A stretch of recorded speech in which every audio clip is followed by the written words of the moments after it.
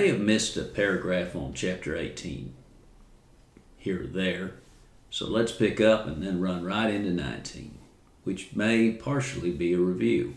Either way, we're still driving cattle. Swift Bill Spettle had let a horse kick him that morning and had a knot on his forehead as big as a goose egg. "You best let Bull rub some ointment on that bump," Call suggested. Spettle boys were mighty green, but they were not afraid to work.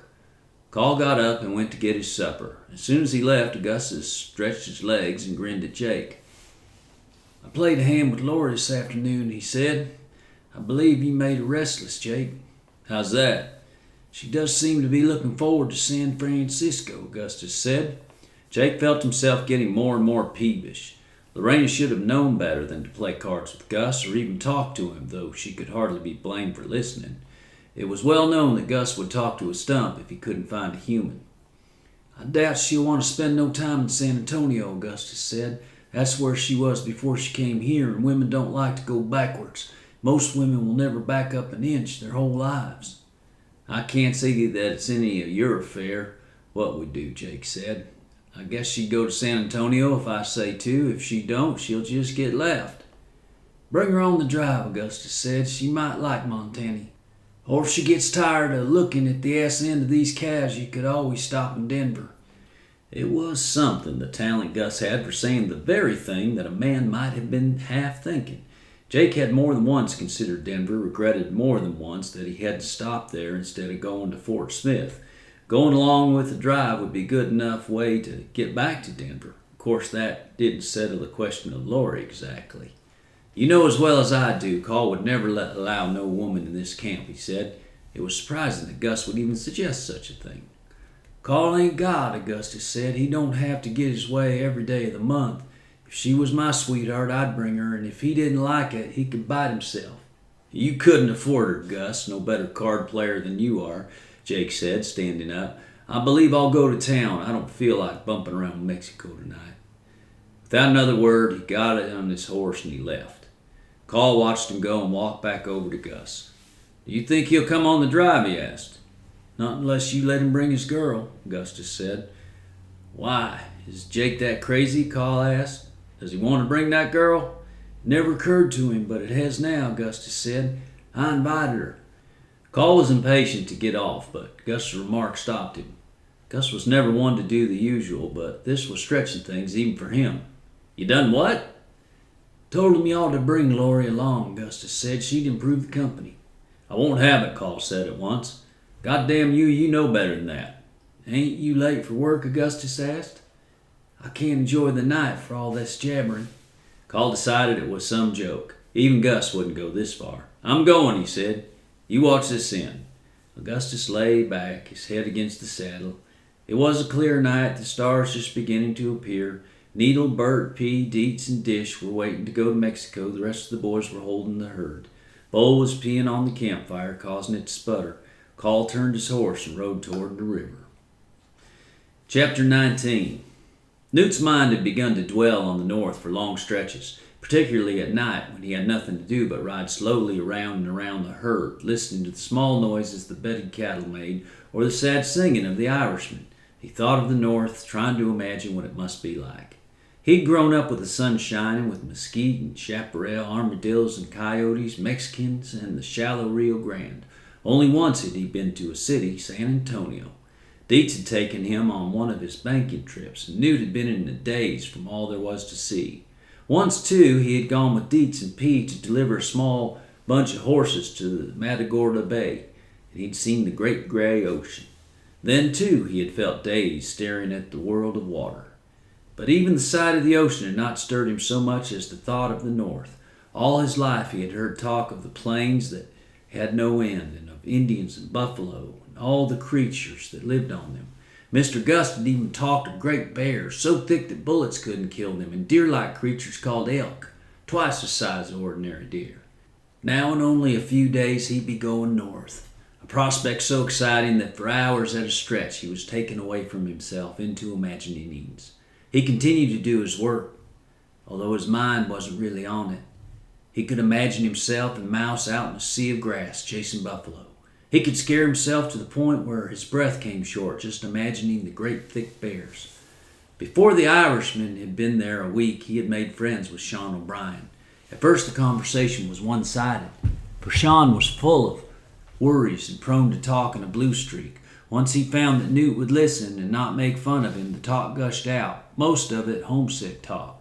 He missed his dead mother and said it over and over again, and he would not have left Ireland if she had not have died. He would cry immediately at the thought of his mother, and when Newt revealed that his mother was also dead, the friendship became closer. "Did you have a pa?" Newt asked one day as they were resting by the river after a stretch of branding. "Yes, I had one, the bastard," Sean said grimly. "He only came home when he had a mind to beat us." "Why would he beat you?" Newt asked. "He liked to," Sean said. "He was a bastard, pa. Beat Ma and all of us whenever he could catch us. We laid for him once and was going to brain him with a shovel, but he was a lucky one. The night was dark and we never seen him." "What happened to him?" Newt asked. "Ha, the drunkard," Sean said. "He fell down the well and drowned. Saved us killing him and going to jail, I guess." Newt had always missed having a father, but the fact that Sean spoke so coldly of his put the matter in a different light. Perhaps he was not so unlucky after all. He was riding around the herd when Jake Spoon trotted past on his way to Lonesome Dove. "Going to town, Jake?" Newt asked. "Yes, think will," Jake said. He didn't stop to pass the time. In a second he was out of sight in the shadows. It made Newt's spirits fall a little, for Jake had seldom said 2 words to him since he came back. Newt had to admit that Jake was not much interested in him, or the rest of them either. He gave the impression of not exactly liking anything around the Hat Creek outfit. Listening to the talk around the campfire at night, Newt learned that the cowboys were unanimously hostile to Jake for fixing it so that Lorena was no longer a whore. Dish, he knew, was particularly riled, though Dish never said much when the other boys were talking about it. "Hell," Needle said, "there's never but one thing worth doing around this border, and now the man can't even do that." "A man can do it plenty over in Mexico," Bert observed. "Cheaper, too." "That's what I like about you, Bert," Augustus said, as he whittled a mesquite twig into a toothpick. "You're a practical man." "No, he just likes them brown whores," Needle said. Needle kept a solemn look on his face at all times, seldom varying his expression. "Gus, I've heard it said you had a fancy for that woman yourself," Jasper Fant said. "I wouldn't have suspected it in a man as old as you." "Oh, what would you know about anything, Jasper?" Augustus asked. "Age don't slow a man's whoring. It's lack of income that does that. No more prosperous than you look, I wouldn't think you'd know much about it." "We oughtn't talk this way around these young boys," Bert said. "I doubt one of 'em's even had a poke unless it was a milk cow." General laugh went up. "These young'uns will have to wait until they get to Ogallala," Augustus said. "I've heard it's the Sodom of the plains." "If it's worse than Fort Worth, I can't wait to get there," Jasper said. "I've heard there's whores you can marry for a week if you stay in town that long." "It won't matter how long we stay," Augustus said. "I'll have skinned all you boys of several years' wages before we get that far. I'd skin you out of a month or two tonight if somebody would break out the cards." That was all it took to get a game started. Apart from telling stories and speculating about whores, it seemed to Newt the cowboys would rather play cards than anything. Every night, if there was as many as 4 who weren't working, they'd spread a saddle blanket near the campfire and play for hours, mostly using their future wages as money. Already the debts which existed were so complicated it gave Newt a headache to think about them. Jasper Fant had lost his saddle to Dish Boggett, only Dish was letting him keep it and use it. "A man dumb enough to bet his saddle is dumb enough to eat gourds," Mr. Gus had said when he heard about the bet. "I have ate okra," Jasper replied, "but I have not ate gourd." So far, neither Newt nor Rainey or Spettle boys had been allowed to play. The men felt it would be a little short of criminal to bankrupt young men at the outset of their careers. But sometimes when nobody was using the deck, Newt borrowed it, and he and the others played amongst themselves. Sean O'Brien joined in. They usually played for pebbles since none of them had any money. Talking to Sean had made Newt curious about Ireland. Sean said the grass was as thick as a carpet there. The description didn't help much, for Newt had never seen a carpet. The Hat Creek outfit possessed no rugs of any kind or anything that was green. Newt had a hard time imagining how a whole country could be covered with green grass. "What do you do in Ireland?" he asked. "Mostly dig spuds," Sean said. "But aren't there horses and cows?" Newt asked. Sean thought for a moment, but could only remember about a dozen cows in the vicinity of his village, which was near the sea. He had slept beside their own milk cow on many a cold night, but he figured if he tried to lie down beside one of the animals they called cows in America, the cow would be 50 miles away before he got to sleep. "There are cows," he said, "but you don't find them in bunches. There'd be no place to put them." "What do you do with all the grass then?" Newt asked. "Why, nothing," Sean said. "It just grows." The next morning, while helping Deets and P build the branding fires, Newt mentioned that Sean said he brought his milk cow into the house and slept with her. Deets had a good laugh at the thought of a cow in a house. P stopped working for about 10 minutes while he thought the matter over. P never liked to give his opinion too quickly. "It wouldn't work around the captain," he said, finally, that being his opinion. "How long do you think it will take us to get up north?" Newt asked Deets, the acknowledged expert on times and distances. Though he had laughed about the cow in the house, Deets had not been his usual cheerful self for the last few days. He felt a change coming. They were leaving Lonesome Dove, where life had been quiet and steady, and Deets could not understand the reason for it. The captain was not prone to rash moves, and yet it seemed rash to Deets to just pick up and go north. Usually when he thought about the captain's decisions, he agreed with him, but this time he couldn't. He was going, but he felt uneasy in his mind. He remembered one thing the captain had drilled into him many times during the rangering years, that a good start made for a good campaign.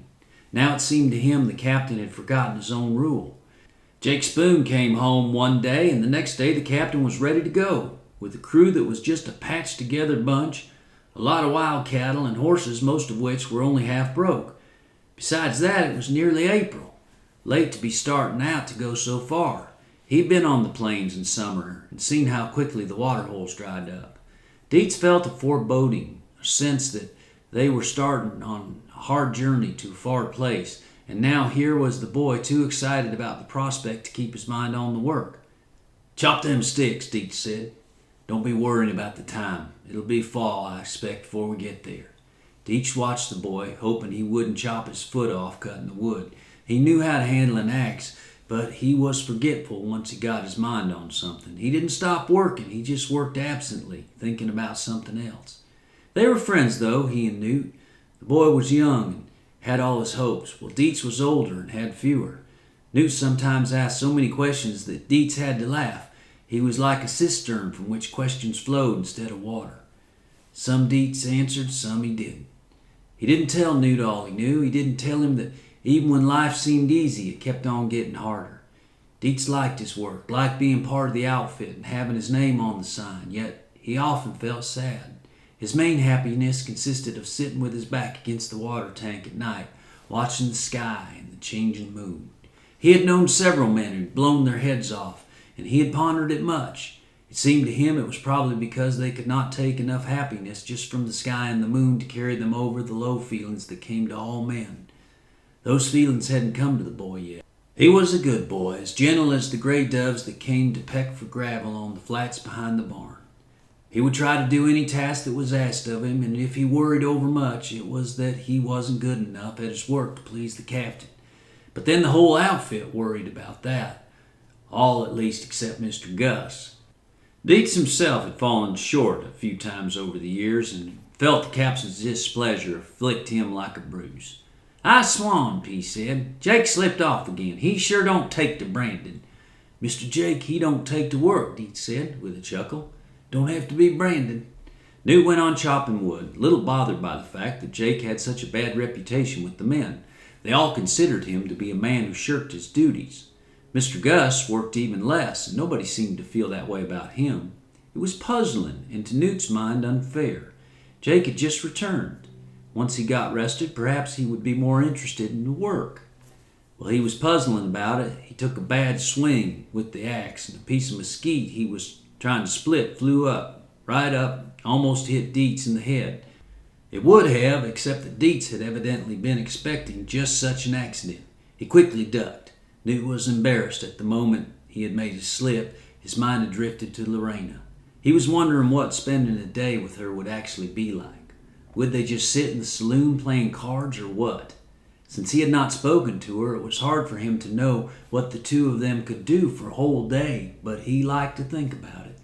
Deets didn't say a word or even look at Newt accusingly, but Newt was still mortified. There were times when Deets seemed almost to be able to read his mind. What would he think if he knew he'd been thinking about Lorena? After that, he reminded himself that Lorena was Jake's woman and tried to pay better attention to splitting the tough wood.